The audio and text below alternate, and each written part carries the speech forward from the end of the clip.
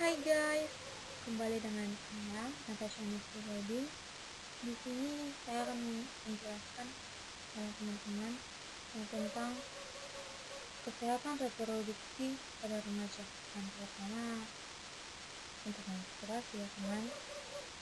Sebelum saya akan memulai video ini, saya minta tolong untuk like, comment, share, dan subscribe. Oke, thank you.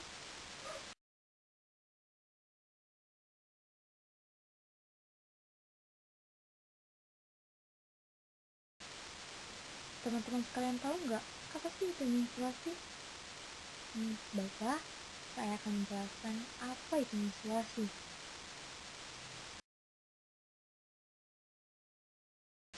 Baiklah, menstruasi adalah pelepasan dinding rahim atau endometrium yang disertai dengan perdarahan dan terjadi pada setiap bulannya, kecuali pada saat kehamilan ya teman-teman. Menstruasi juga biasanya terjadi pada usia 11 tahun dan berlangsung hingga kita menopause. Biasanya sekitar usia 45 sampai 55 tahun ya teman. Normalnya menstruasi ini terjadi atau berlangsung selama 3 hingga 7 hari. Selanjutnya, di sini saya akan menjelaskan sama teman-teman siklus menstruasi atau haid. Siklus menstruasi normalnya dapat dibagi jadi 2 bagian atau segmen, yaitu siklus ovarium atau indung telur dan siklus uterus atau rahim. Siklus indung telur atau ovarium terbagi jadi 3 bagian, yaitu siklus folikuler, siklus ovulasi, dan terakhir itu siklus luteal. Sedangkan siklus uterus menjadi 4 fase, yaitu fase menstruasi atau desquamasi, yang kedua itu fase postmenstruasi atau stadium regenerasi, yang fase ketiga itu fase intermenstruum atau fase stadium proliferasi, dan terakhir adalah fase premenstruum, yaitu fase stadium siklus. Baiklah, di sini saya akan menunjukkan gambarnya.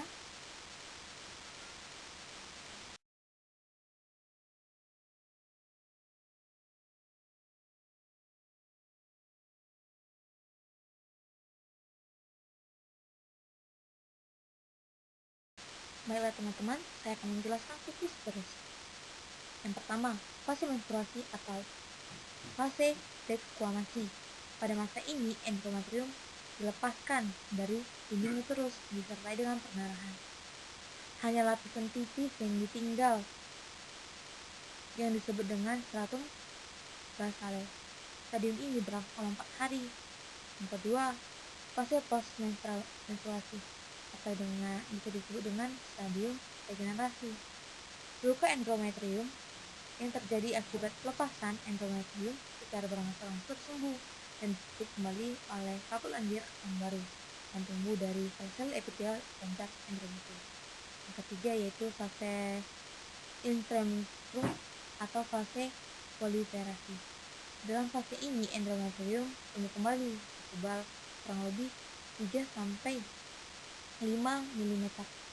Fase ini berlangsung dari hari ke-5 sampai hari ke-14 dari siklus.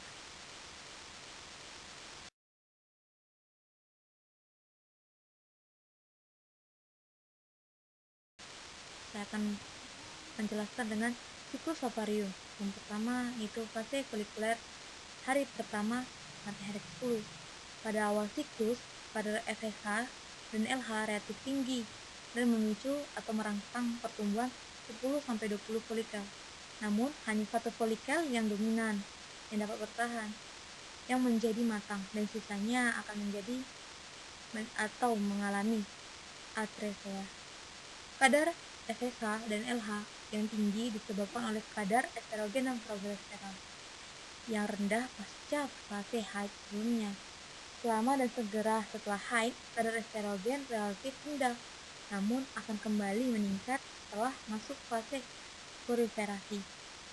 Yang kedua, yaitu fase folikuler pada hari ke-9 sampai ke-14. Folikel membesar dan membentuk ruang penuh cairan atau antrum. Follicle the graft atau oosit yang dikelilingi oleh 2-3 lapis sel granulosa yang disebut dengan cumulus oporus. Jalan dengan menstruasi, folikel maka produksi estrogen terutama estradiol oleh sel granulosa meningkat dan mencapai puncaknya 18 jam menjelang ovulasi. Peningkatan estradiol ini menyebabkan penurunan pada FSH dan LH, proses umpan balik negatif.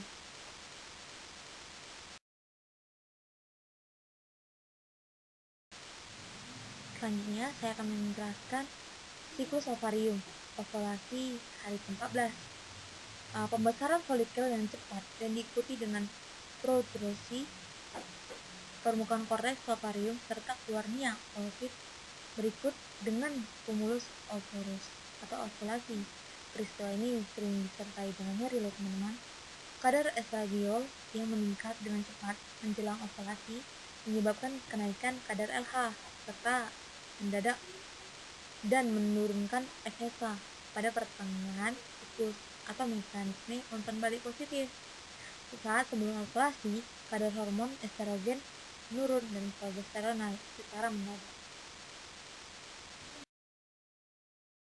Setelah saya akan meneruskannya, siklus ovarium, fase luteal, atau bisa dibilang fase dimana hari ke-15 sampai 28.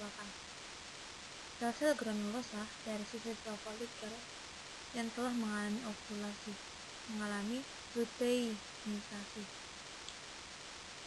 dan sisa folikel tersebut berubah menjadi corpus luteum. Pasca ovulasi, corpus luteum merupakan sumber estrogen dan progesteron utama dari ovarium.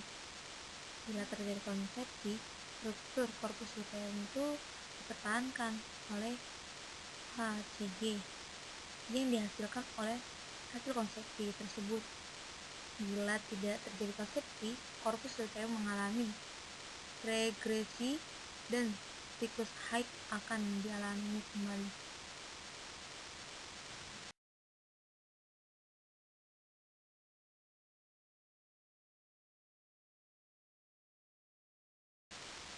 Baiklah, saya akan menjelaskan apa sih itu menstruasi normal atau apa saja ciri-ciri menstruasi yang normal itu. Baiklah, saya akan memberitahunya kepada teman-teman saya.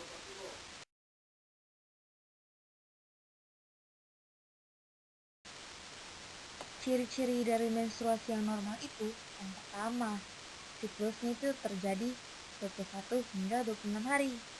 Yang kedua, nyerinya nggak lama dan nggak terlalu sakit. Bisa juga nggak ada terasa nyeri. Yang ketiga, adanya gumpalan darah sedikit dan kecil. Yang keempat, jumlah volume darah itu normal. Yang kelima, biasanya mengganti pembalut itu sekitar 4-6 jam sekali. Dan yang terakhir itu mensnya itu pada setiap bulannya siklusnya teratur ya teman.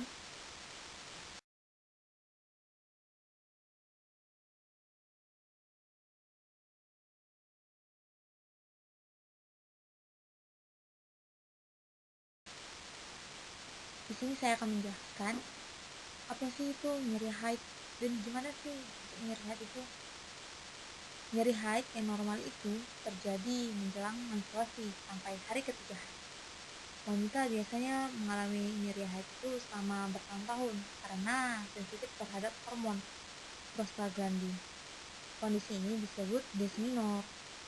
Tak hanya kram perut, nyeri haid juga bisa kerap disertai dengan mual, muntah, dan diare.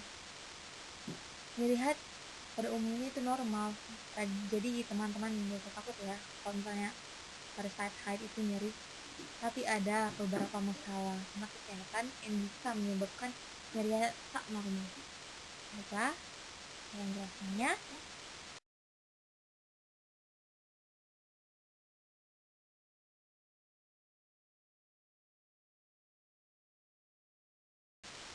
Nyeri haid yang tidak normal itu juga dapat disebabkan oleh yang pertama, endometriosis.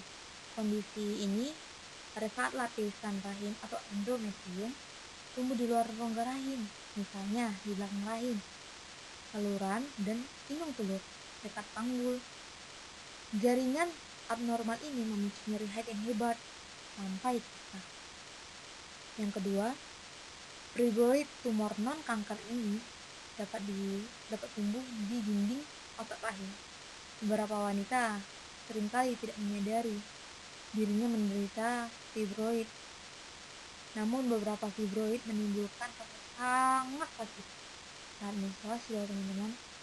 Yang ketiga, adanya radang panggul. Penyakit radang panggul ini bisa terjadi karena infeksi rahim dan saluran inung telur. Penyakit ini penyebab tuberkulosis tersumbat yang memicu nyeri haid dan terasa sangat menyakitkan.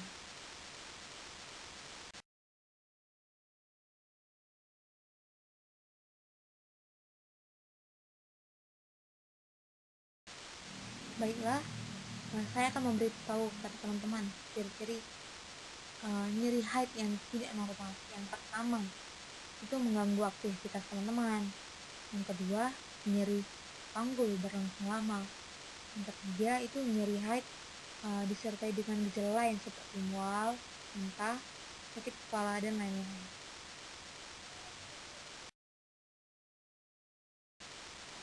Baiklah, di sini juga saya akan memberitahu pada teman-teman sekalian bagaimana sih cara mengatasi nyeri haid atau bagaimana mengalihkan menghilangkan rasa sakit sementara pada nyeri haid.